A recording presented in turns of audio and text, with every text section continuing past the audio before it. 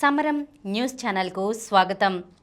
ఈనాటి ముఖ్యాంశాలు: బిల్లుల ఆమోదానికి గవర్నర్ కాలయాపన చట్టవిరుద్ధం, P4 పటిష్ట అమలుకు ప్రత్యేక సొసైటీ, పరామర్శలో అరాచకం, జగన్ పర్యటనలో హైడ్రామా, అమెరికా కలలు కల్లలు, విద్యార్థులపై ట్రంప్ సర్కార్ మరో పిడుగు, సింగపూర్ స్కూల్లో అగ్ని ప్రమాదం, పవన్ చిన్న కుమారుడు మార్క్ శంకర్కు గాయాలు, 20 ఏళ్లుగా గుండె ఆపరేషన్లు చేస్తున్న దొంగ డాక్టర్, లంచం తీసుకుంటూ పట్టుబడి సస్పెండ్ అయిన చంద్రగిరి పంచాయతీ సెక్రటరీ మహేశ్వరయ్య, వారికి ఉరే సరి, పంజాబ్ దే విజయం, లక్నో థ్రిల్లింగ్ విన్, కడుపుబ్బరం అజిత్ను దూరం చేసే అల్లం. ఈరోజు వార్తలను చూద్దాం. బిల్లుల ఆమోదానికి గవర్నర్ కాలయాపన చట్టవిరుద్ధం. ఎన్నికైన ప్రజాప్రభుత్వాలు చట్టసభల్లో ఆమోదించిన బిల్లులకు సమ్మతి తెలపకుండా, అలాగని వెనక్కి పంపకుండా ఏళ్ల తరబడి కాలయాపన చేసే కొందరు గవర్నర్ల తీరుకు ఫుల్ స్టాప్ పెడుతూ సుప్రీంకోర్టు చరిత్రాత్మక తీర్పునిచ్చింది. తమిళనాడు అసెంబ్లీ ఆమోదించిన బిల్లులను దాదాపు 3 ఏళ్లుగా ఎటూ తేల్చకుండా నానుస్తున్న గవర్నర్ ఆర్ఎన్ రవిపై స్టాలిన్ సర్కార్ వేసిన పిటిషన్ను విచారించిన ధర్మాసనం తమకున్న విశేషాధికారాలను ఉపయోగించుకుని ఆ బిల్లులు ఆమోదం పొందినట్టేనని ప్రకటించింది. అంతేనా, ఇకపై చట్టసభలు పంపే బిల్లులపై నిర్ణయాలు తీసుకోవడానికి గవర్నర్లకు గడువు విధిస్తూ సంచలన ఆదేశాలు జారీ చేసింది. P4 పటిష్ట అమలుకు ప్రత్యేక సొసైటీ. పేదరిక నిర్మూలనే లక్ష్యంగా చేపట్టిన జీరో పావర్టీ P4 కార్యక్రమాన్ని విస్తృతపరిచేలా పటిష్ట వ్యవస్థను నెలకొల్పేందుకు రాష్ట్ర ప్రభుత్వం చర్యలు వేగవంతం చేసింది. P4 అమలు కోసం రాష్ట్ర స్థాయి సొసైటీని ఏర్పాటు చేస్తున్నారు. ఈ సొసైటీకి ముఖ్యమంత్రి చైర్మన్గా, డిప్యూటీ సీఎం వైస్ చైర్మన్గా వ్యవహరిస్తారు. అలాగే CEO, డైరెక్టర్, వారికి అనుసంధానంగా కాల్ సెంటర్, టెకీల బృందం, ప్రోగ్రాం బృందం, వింగ్ బృందం ఉంటాయి. పరామర్శలో అరాచకం, జగన్ పర్యటనలో హైడ్రామా. శ్రీ సత్యసాయి జిల్లా రామగిరి మండలం పాపిరెడ్డిపల్లిలో హత్యకు గురైన లింగమయ్య కుటుంబాన్ని మంగళవారం జగన్ పరామర్శించారు. జగన్ పర్యటన నేపథ్యంలో ఉమ్మడి అనంతపురం జిల్లాకు చెందిన వైసీపీ ముఖ్య నేతలు భారీగా జనసమీకరణ చేశారు. దీంతో పెద్ద సంఖ్యలో వైసీపీ కార్యకర్తలు తరలివచ్చారు. వచ్చిన వాళ్లు పద్ధతిగా ఉన్నారా అంటే అదీ లేదు. జగన్ హెలికాప్టర్ దిగింది మొదలు వీరంగం సృష్టించారు. ఈలలు, కేకలు వేస్తూ భయానక వాతావరణం సృష్టించారు. జగన్ బెంగళూరు నుంచి హెలికాప్టర్లో కుంటిమద్ది సమీపంలో ఏర్పాటు చేసిన హెలిప్యాడ్ వద్ద దిగారు. ఆ క్షణం నుంచే కార్యకర్తలు పూనకం వచ్చినట్లుగా ఊగిపోయారు. బారికేడ్లను తోసేసి ముందుకు దూసుకుపోయారు. అడ్డుకునేందుకు ప్రయత్నించిన పోలీసులను లెక్క చేయలేదు. వారిపైన తిరగబడి తోసుకుని వెళ్లిపోయారు. ఈ పరిణామంతో పోలీసులు మరింత అప్రమత్తమయ్యారు. వైసీపీ శ్రేణులను అక్కడి నుంచి వెళ్లగొట్టేందుకు నానా తంటాలు పడ్డారు. అప్పటికే వైసీపీ కార్యకర్తలు జగన్ హెలికాప్టర్ చుట్టూ మూగారు. హెలికాప్టర్ డోర్లు లాగి అందులోని పైలట్ బ్యాగ్ను తస్కరించినట్లు కూడా తెలుస్తోంది. పోలీసులు అతి కష్టం మీద జగన్ను బయటికి తీసుకొచ్చారు. పరామర్శ యాత్ర సందర్భంగా వైసీపీ ఆడిన డ్రామాలన్నీ కొన్ని గంటల్లోనే బట్టబయలయ్యాయి.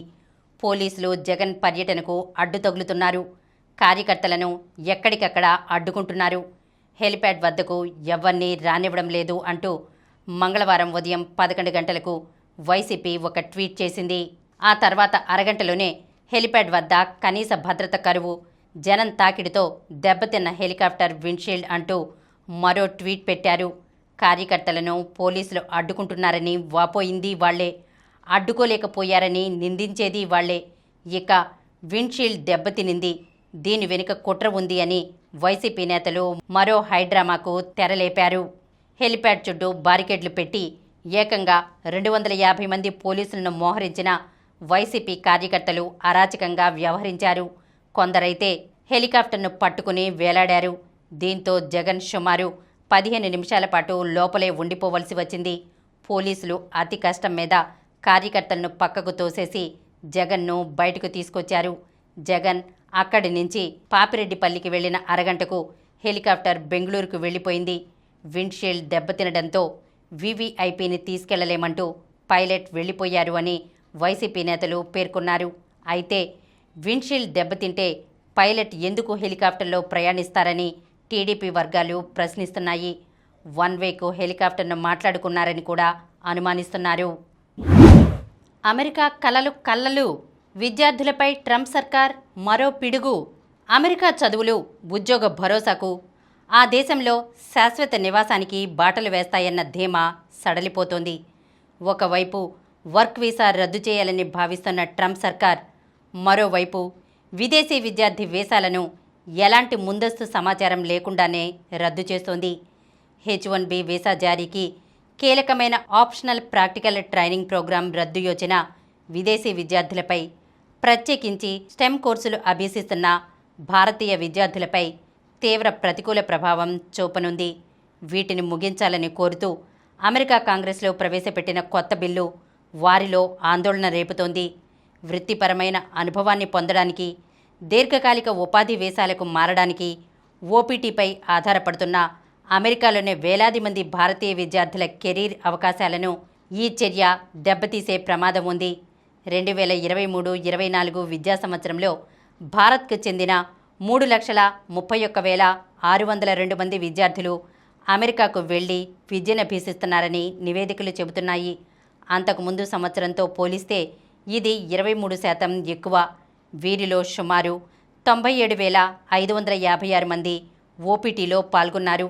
ఓపీటీ రద్దుకు గతంలో చేసిన ప్రయత్నాలు విఫలమైనప్పటికీ ప్రస్తుతం ట్రంప్ హయాంలో వలస వ్యతిరేక విధానాలు విస్తృతంగా అమలవుతున్న తరుణంలో ఈ బిల్లు తెరపైకి రావడం F1, M1 వీసాదారుల్లో గుబులు రేపుతోంది.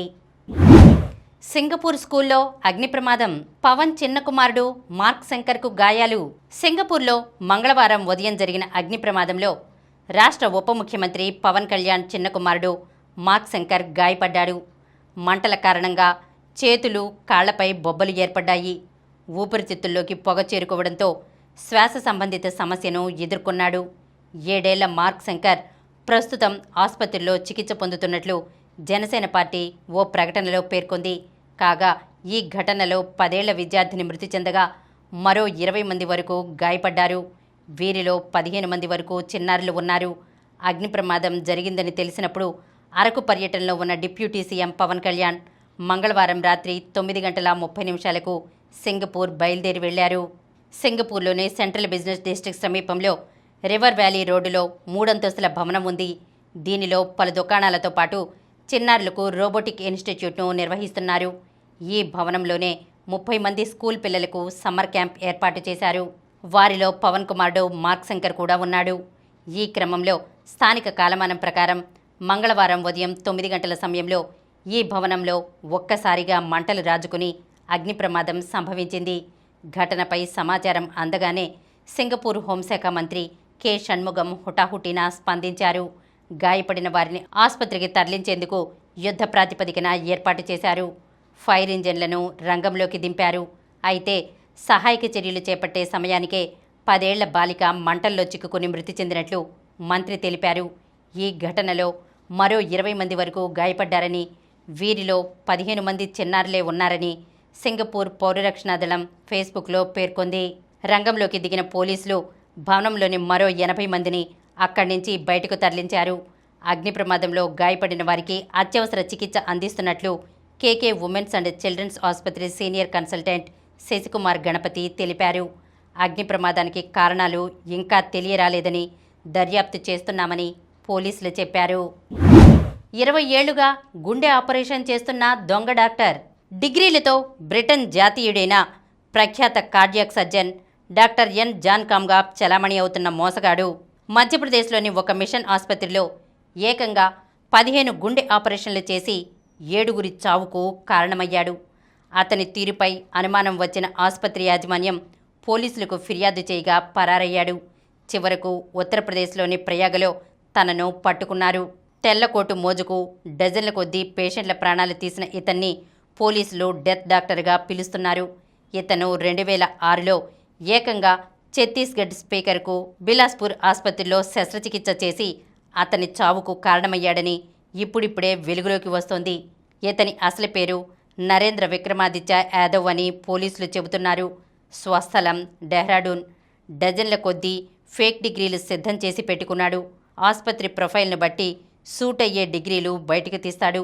అతని దగ్గర ఆంధ్రప్రదేశ్ మెడికల్ కౌన్సిల్లో రిజిస్ట్రేషన్ కూడా ఉంది. కార్డియాలజీకి సంబంధించి అతని దగ్గర అనేక స్పెషల్ పట్టాలు ఉన్నాయి. మధ్యప్రదేశ్లోని దమోహ్లో ఉన్న మిషనరీ ఆసుపత్రి కార్డియాక్ సర్జన్ను నియమించుకోవాలని అనుకుంది. ప్లేస్మెంట్ ఏజెన్సీని సంప్రదించింది. తాను బ్రిటన్కు చెందిన ప్రఖ్యాత కార్డియాక్ సర్జన్ను అని, మానవ సేవలో భాగంగా భారతదేశంలో పనిచేయడానికి ఆసక్తి చూపుతున్నానని చెప్పడంతో ఆసుపత్రి యాజమాన్యం బుట్టలో పడిపోయింది. నెలకు 8 లక్షల రూపాయల జీతంతో ఆయన్ను నియమించుకున్నారు. తన చేతుల మీదుగా 15 ఆపరేషన్లు చేస్తే అందులో 7 మరణించారు.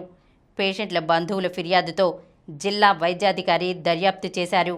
డాక్టర్ కామ్ సరైన డిగ్రీలు లేకుండా యాంజియోగ్రఫీ, యాంజియోప్లాస్టీ చేసినట్లు గుర్తించి పోలీసులకు ఫిర్యాదు చేశారు.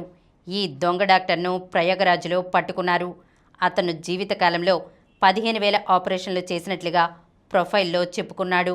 2006లో అప్పటి అసెంబ్లీ స్పీకర్ రాజేంద్ర ప్రసాద్ శుక్లాకు గుండె నొప్పి వచ్చినప్పుడు బిలాస్పూర్లోని అపోలో ఆసుపత్రిలో చేర్చారు.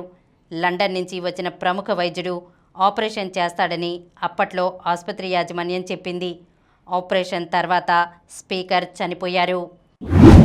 లంచం తీసుకుంటూ పట్టుబడి సస్పెండ్ అయిన చంద్రగిరి పంచాయతీ సెక్రటరీ మహేశ్వరయ్య గతంలో లంచం తీసుకుంటూ పట్టుబడి సస్పెండ్ అయిన పంచాయతీ కార్యదర్శి నివాసాలపై ఏసీబీ అధికారులు ఏకకాలంలో నిర్వహించిన దాడుల్లో కళ్లు చెదిరే ఆస్తుల వివరాలు, నగలు, నగదు బయటపడ్డాయి. తిరుపతి జిల్లా చంద్రగిరి పంచాయతీ పూర్వ కార్యదర్శి మహేశ్వరయ్య ఆదాయానికి మించి ఆస్తులు కూడబెట్టారన్న ఆరోపణలపై తిరుపతి, కడప జిల్లాల ఏసీబీ అధికారులు మంగళవారం దాడులు నిర్వహించారు. తిరుపతి సమీపం పేరూరులోని మహేశ్వరయ్య ఇల్లు, చిత్తూరు జిల్లా పలమనేరు, గంగవరం, కడప జిల్లా బద్వేలు, బెంగళూరులో ఏకకాలంలో దాడులు నిర్వహించారు. పేరూరులోని ఇంటి నుంచి కిలో బంగారం, వెండి వస్తువులు, దాదాపు 2 లక్షల రూపాయల నగదు, వివిధ బ్యాంకుల్లో ఉన్న 35 లక్షల రూపాయల టర్మ్ డిపాజిట్ల బాండ్లు స్వాధీనం చేసుకున్నారు. 2 కార్లు, ద్విచక్ర వాహనాలను సీజ్ చేశారు. పలమనేరులో దాదాపు 3 కోట్ల రూపాయల విలువ చేసే 3 అంతస్తుల ఇల్లు, ఒక ఫామ్ హౌస్, బినామీ పేర్లతో కొన్ని ఫ్లాట్లు, భూములు ఉన్నట్లు గుర్తించారు. గంగవరంలో కోళ్లఫారం, వ్యవసాయ భూమి, చరా స్థిరాస్తులు ఉన్నట్లు ఏసీబీ అధికారుల తనిఖీల్లో బయటపడింది. బెంగళూరులో దాదాపు 10 కోట్ల రూపాయలు విలువ చేసే అపార్ట్మెంట్కు సంబంధించిన రికార్డులను తిరుపతిలో సీజ్ చేశారు. కడప జిల్లా బద్వేలులోని మహేశ్వరయ్య అత్తగారి ఇంట్లో కొన్ని కీలక డాక్యుమెంట్లు సీజ్ చేశారు. ఇక్కడ బినామీ పేర్లతో కొంతమందిపై ఫ్లాట్లు, ఇళ్లు రిజిస్ట్రేషన్ చేసి ఉంచినట్లు అధికారులు చెప్పారు.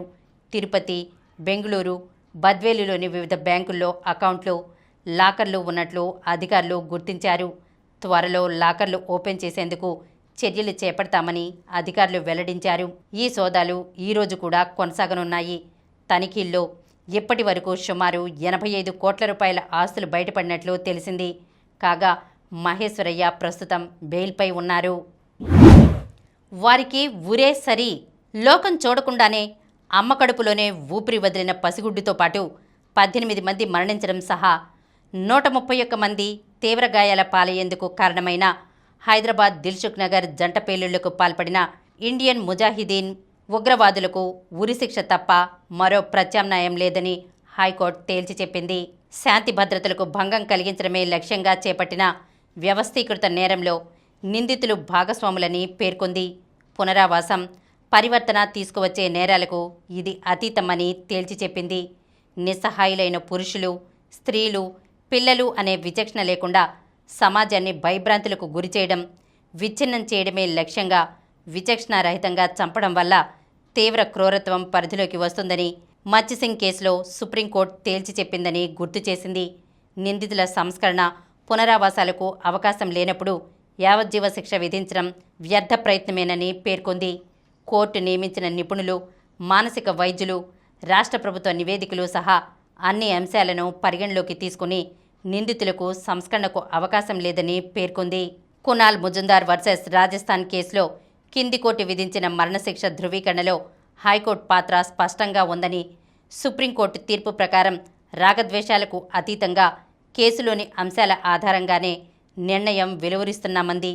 పేలుళ్లకు కారకులైన ఇండియన్ ముజాహిదీన్ సంస్థకు చెందిన Asadullah Akhtar alias Haddi, Ziaur Rehman alias Waqas, Mohammed Tahseen Akhtar alias Hassan, Mohammed Ahmed Siddi Bapa alias Yasin Bhatkal, Ajaz Sheikh alias Samar Armaan తుండేలకు ఎన్ఐఏ కోర్టు విధించిన మరణశిక్షను ధృవీకరించింది. పంజాబ్దే విజయం. యువ ఓపెనర్ ప్రియాంష్ ఆర్య 42 బంతుల్లో 103 మెరుపు శతకంతో విరుచుకుపడిన వేళ పంజాబ్ కింగ్స్ అదరగొట్టింది. ఇక సీజన్లో తొలిసారి చెన్నై సూపర్ కింగ్స్ బ్యాటింగ్లో ఆకట్టుకున్న ఫినిషింగ్లో దూకుడు కనబరచలేకపోయింది. దీంతో మంగళవారం జరిగిన ఈ మ్యాచ్లో 18 రన్స్ తేడాతో పంజాబ్ నెగ్గింది. ముందుగా పంజాబ్ 20 ఓవర్లలో 6 వికెట్లకు 219 పరుగులు చేసింది. టాప్ 6లో 5 బ్యాటర్లు సింగిల్ డిజిట్కే నిరాశపరిచిన ప్రియాంష్ ఒంటి చేత్తో జట్టు ఇన్నింగ్స్ను చక్కదిద్దాడు. అతడికి శశాంక్ 52 నాటౌట్ తోడ్పడగా ఆఖర్లో జాన్సన్ 34 నాటౌట్ రాణించాడు. ఛేదనలో చెన్నై 20 ఓవర్లలో 5 వికెట్లకు 201 పరుగులు చేసి ఓడింది. ఓపెనర్లు కాన్వే, రచిన్ మెరుపు ఆరంభంతో తొలి వికెట్కు 61 రన్స్ అందించారు. అయితే మధ్య ఓవర్లలో తడబాటుతో చేయాల్సిన రన్ రేట్ పెరిగింది. శివం దుబే భారీ షాట్లతో ఆకట్టుకున్న అతను కీలక సమయంలో వెనుదిరగడం దెబ్బతీసింది. డెత్ ఓవర్లలో పంజాబ్ బౌలర్లు సులువుగా పరుగివ్వలేదు. దీంతో చివరి ఓవర్లో 28 రన్స్ కావలసిన వేళ ధోని వెనుదిరగగా జట్టు 9 పరుగులే చేయగలిగింది. ప్లేయర్ ఆఫ్ ద మ్యాచ్గా ప్రియాంష్ నిలిచాడు. Lucknow thrilling win. ఆద్యంతం ఉత్కంఠభరితంగా సాగిన హైస్కోరింగ్ మ్యాచ్లో లక్నో సూపర్ జైంట్స్ థ్రిల్లింగ్ విక్టరీని నమోదు చేసింది.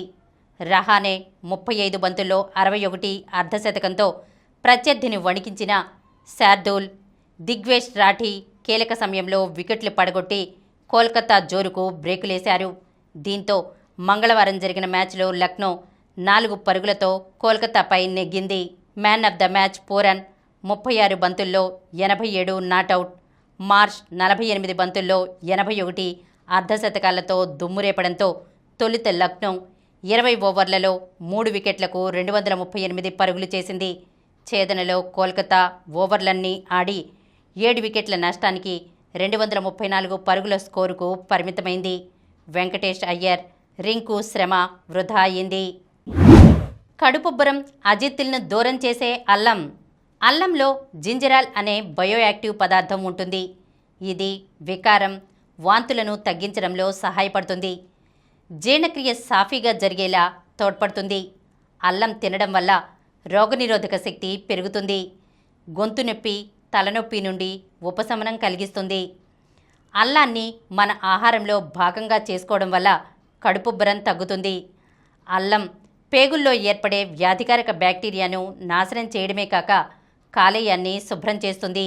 అల్లం రసం పాలల్లో కలుపుకుని తాగితే రోగాలు దరిచేరవు. బరువు తగ్గడానికి కూడా ఇది ఎంతో ఉపయోగపడుతుంది. అల్లం, పుదీనా రసం కలిపి తీసుకుంటే పిత్త, అజిత్య సమస్యలు తగ్గుముఖం పడతాయి. అల్లం, కొత్తిమీర కలిపి తీసుకుంటే జీర్ణ సంబంధ సమస్యలు తగ్గుముఖం పడతాయి. నోటి దుర్వాసన తగ్గాలంటే చిన్న అల్లం ముక్క నోట్లో వేసుకుంటే సరి. రోజువారీ ఆహారంలో తగిన మోతాదులో అల్లం తీసుకుంటే శరీరానికి చురుకుదనం వస్తుంది. ఆకలి మందగించడం, అజిత్తి లాంటి రుగ్మతలను తొలగించడంలో అల్లం యాంటీ ఆక్సిడెంట్గా పనిచేస్తుంది. ఇప్పుడు కొన్ని సంక్షిప్త వార్తలను చూద్దాం. ఇమిగ్రేషన్ సులభతరానికి PSP2 ఈ పాస్పోర్ట్లు. దేశాల మధ్య అంతరాయాలు లేని ప్రయాణానికి ఇమిగ్రేషన్ ప్రక్రియ సులభతరం చేయడానికి కొత్త సాంకేతికత సాయంతో కేంద్ర ప్రభుత్వం రేడియో ఫ్రీక్వెన్సీ ఐడెంటిఫికేషన్ చిప్తో కూడిన PSP2 వెర్షన్ ఈ పాస్పోర్ట్స్ ప్రవేశపెడుతోందని కేంద్ర విదేశీ వ్యవహారాల శాఖ సహాయ మంత్రి కీర్తివర్ధన్ సింగ్ తెలిపారు. ఒక రాష్ట్రం, ఒక RRB మే 1 నుంచి అమల్లోకి. మరోసారి ప్రాంతీయ గ్రామీణ బ్యాంకుల పునర్వ్యవస్థీకరణ ప్రభుత్వం సిద్ధమైంది. మే 1 నుంచి ఒక రాష్ట్రం, ఒక RRB విధానం అమల్లోకి రానుంది. ఇందుకోసం ప్రస్తుతం ఉన్న 43 RRBలను 28కి కుదిస్తున్నట్లు కేంద్ర ఆర్థిక మంత్రిత్వ శాఖ తెలిపింది. సురుచికి స్వర్ణం. ఐఎస్ఎస్ఎఫ్ వరల్డ్ కప్లో భారత షూటర్ల జోరు కొనసాగుతోంది. మంగళవారం జరిగిన మహిళల 10 మీటర్ల ఎయిర్ పిస్టల్ ఈవెంట్లో టీనేజ్ షూటర్ సురుచి ఇందర్ సింగ్ స్వర్ణ పతకం సాధించింది. ఆసియా బ్యాడ్మింటన్లో ధ్రువ్ జోడీ బోణి. ఆసియా బ్యాడ్మింటన్ ఛాంపియన్షిప్లో భారత జంటలు ధ్రువ్ కపిల, తనీషా క్యాస్ట్రో, ఆసిత్ సూర్య, అమృత మిక్స్డ్ డబుల్స్లో శుభారంభం చేశారు. మంగళవారం జరిగిన మ్యాచ్లో కపిల జోడీ 15-21, 21-12, 21-11తో మలేషియా జంట్ల హోపాంగ్ సూయన్పై, సూర్య, అమృత 21-9, 21-11తో శ్రీలంక జోడీ తులిత్ పంచెలిపై గెలిచి ప్రీక్వార్టర్స్ చేరారు. ఐపీఎల్లో నేడు గుజరాత్ వర్సెస్ రాజస్థాన్ రాత్రి 7:30 నుంచి. మరిన్ని వార్తా విశేషాలతో రేపటి సమరం న్యూస్ ఛానల్లో మళ్ళీ కలుద్దాం. ప్రతిరోజు వార్తా విశేషాల కోసం అనతి కాలంలోనే 20 కోట్లకు పైగా వ్యూస్ సాధించిన సమరం ఛానల్ సమర్పించు సమరం న్యూస్ ఛానల్కు సబ్స్క్రైబ్ చేయండి, లైక్ చేయండి, మీ ఫ్రెండ్స్కి షేర్ చేయండి. అలాగే ప్రక్కనున్న గంట సింబల్ని ప్రెస్ చేయడం మర్చిపోకండి.